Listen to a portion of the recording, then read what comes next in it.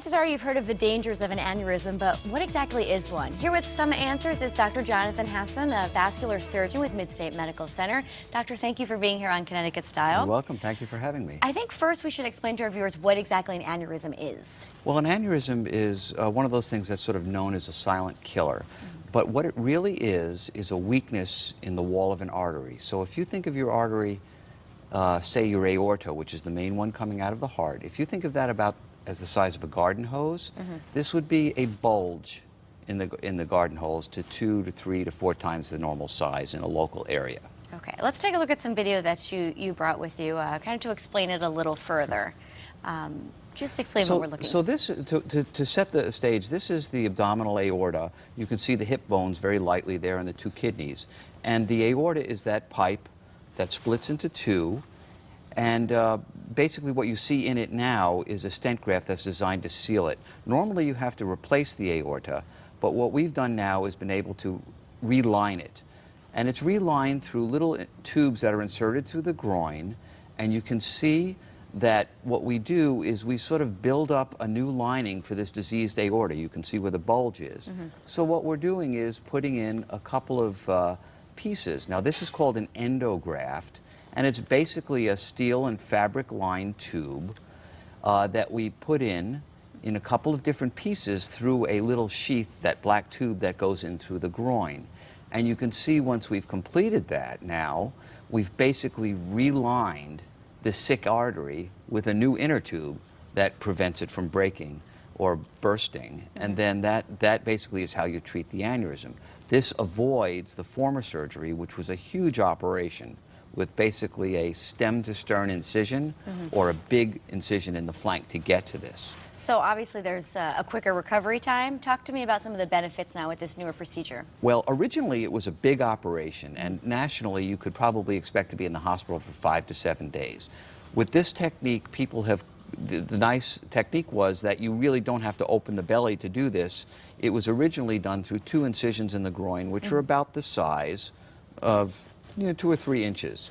And if you can see this, this would be an aorta with one of those stents inside it. Now, formerly, you had to make a couple of incisions in the groin about this big to get there. What I brought to this region in about 6 or 7 years ago was the ability to do it without making any incisions, percutaneously. The advantage of that is now you get 2 incisions, perhaps the size of your pinky fingernail. And then in general, it can be done with local anesthesia, and you're usually up and eating lunch that afternoon. Wow. So typically... I mean, it's still major surgery, though. It's a big deal, but you can really do it with local anesthesia or the kind of sedation you might have for a minor procedure like a colonoscopy. So typically, it can be done with virtually no blood loss, and you're in the hospital less than 24 hours now. Wow. Which is a dramatic It's come a long change. way. It's come a really long way. Doctor, let me ask you, who is prone to getting aneurysms? Well, if you've got bad luck genetically, really? Okay. That's a bad thing because 1/3 of these things run in families. But smoking, high blood pressure, being a guy are the big risk factors, also having high cholesterol. Are there any symptoms? Do you know you're in danger? Well, here's the problem with this disease. It can be a silent killer. People can just all of a sudden die because these rupture. It's just like a balloon. There's just so much you can blow it up. Some people have significant abdominal pain. Some people have really acute back pain when these things act up. But this is different than your run-of-the-mill low back pain. The problem is it's a silent killer, and when they rupture, half of the people are dead on the spot. If you get to the hospital, theoretically, you should be able to make it, but the national statistics are probably half again of those people don't survive. So when you fix it, when you find it early and fix it, you avoid the whole problem. Avoid the whole problem. Got it. Dr. Fuel, tell us a little bit about MidState Medical. Well, MidState Medical is a great hospital in Meriden. It's part of the Hartford healthcare system.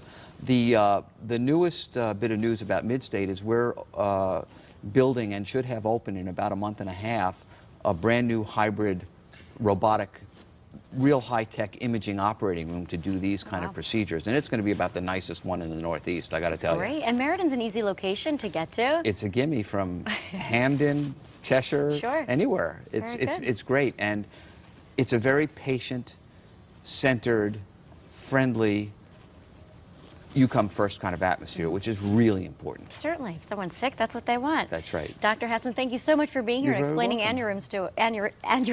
tough for me to say, but thank you so much for being here. Well, thank you so much for having me.